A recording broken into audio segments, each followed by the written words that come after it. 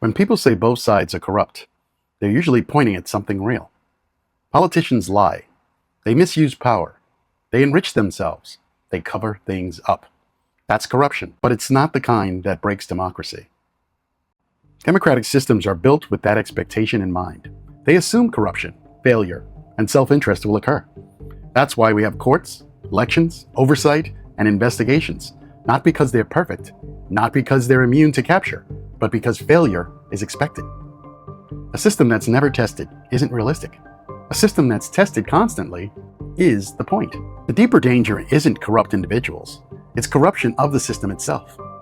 That's when losing stops meaning you give up power, when accountability gets treated as harassment, when outcomes are delegitimized, when norms are discarded because they're inconvenient, when bad faith becomes strategic. At that point, corruption isn't an offense within the system, it's an attack on the system.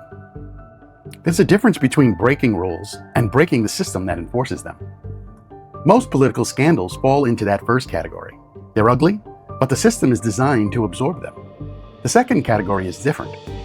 When leaders undermine oversight, delegitimize outcomes, and train their followers to distrust correction itself, the system loses the ability to recover. And this is where political nihilism goes wrong. When everything gets labeled corruption, nothing gets measured. Everything becomes indistinguishable from bad faith. Ordinary misconduct gets treated as if it's the same as attacks on the system itself. And the most dangerous behavior disappears behind that false equivalence. Saying both sides do it doesn't make you neutral. It just means you've stopped distinguishing between failure and sabotage. Democracy doesn't require perfect people. It requires intact correction mechanisms. You can survive corrupt actors. You can't survive corrupt accountability. And here's the tragedy. The people who say it's all corrupt often believe they're withdrawing consent.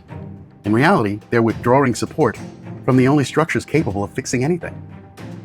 That doesn't punish corruption. It clears the field for the kind of corruption that lasts.